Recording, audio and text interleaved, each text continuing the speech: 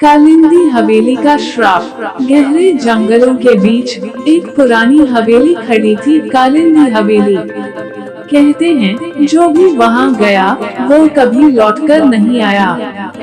गांव के बुजुर्गों के अनुसार ये हवेली श्रापित थी। एक दिन गांव में एक अजनबी आया, अर्जुन राठौड़। वो एक मशहूर पत्रकार था जिसने कई रहस्यमय मामलों को उजागर किया था। जब उसे कालिंदी हवेली के बारे में पता चला तो उसने वहां जाने का निश्चय किया। गांव वालों ने उसे बहुत समझाया पर अर्जुन ने उनकी बातों को अंधविश्वास मानकर अनदेखा कर दिया। रात के अंधेरे में अर्जुन हवेली पहुंचा। हवेली के दरवाजे जंग लगे हुए थे और हवा के झोंकों से भी धीरे धीरे चरमराने लगे। अंदर कदम रखते ही अर्जुन को एक अजीब सर्दी का एहसास हुआ।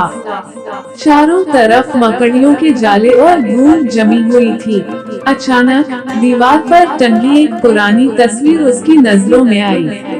उसमें एक औरत थी, लंबे बाल, लाल आंखें और भयावह चेहरा। उसके चेहरे पर एक रहस्यमय मुस्कान थी। जैसे ही अर्जुन ने तस्वीर छुई, एक ठंडी हवा उसके आसपास घूमने लगी। अर्जुन ने कैमरा ऑन किया और रिकॉर्डिंग शुरू की। तभी उसे सीढ़ियों पर किसी के चलने की आवाज सुनाई दी, पर वहाँ कोई नहीं था। अर्जुन ने एक कमरे में कदम रखा जहाँ फर्श पर लाल रंग के निशान थे, मानो किसी को घसीटा गया हो। दीवारों पर अजीबोगरीब मंत्र लिखे थे। तभी दरवाजा अपने आप बंद हो गया। अर्जुन ने उसे खोलने की कोशिश की लेकिन दरवाजा जाम हो गया।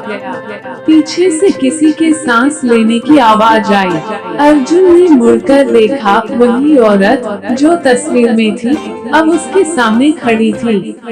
उसकी आंखें खून जैसी लाल थीं और उसके नाखून लंबे और नुकीले थे। अर्जुन बुरी तरह डर गया।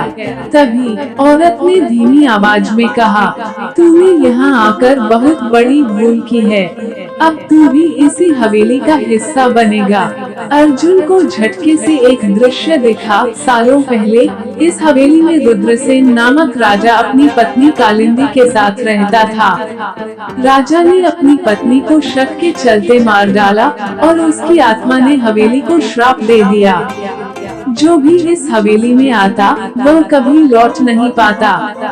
अर्जुन घबराकर दरवाजा तोड़ने लगा। तभी हवेली की सारी मोमबत्तियां बुझ गईं और चारों तरफ अंधेरा छा गया।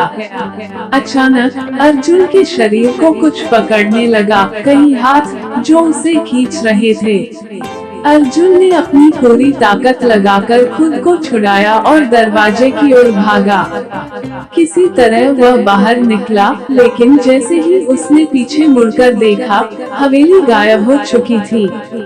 अर्जुन वापस गांव पहुंचा, लेकिन वह अब पहले जैसा नहीं था। उसकी आंखें लाल हो गई थी और उसके चेहरे पर वही मुस्कान थी जो उस तस्वीर वाली औरत के चेहरे पर थी। गांव वालों को समझ आ गया कि अर्जुन अब अर्जुन नहीं रहा। कालिंदी का श्राप उसे भी लग चुका था। अगली रात अर्जुन खुद किसी अजनबी को कालिंदी हवेली की ओर बुला रहा था। ये कहानी यहीं खत्म नहीं होती, ये श्राप कभी खत्म नहीं होता।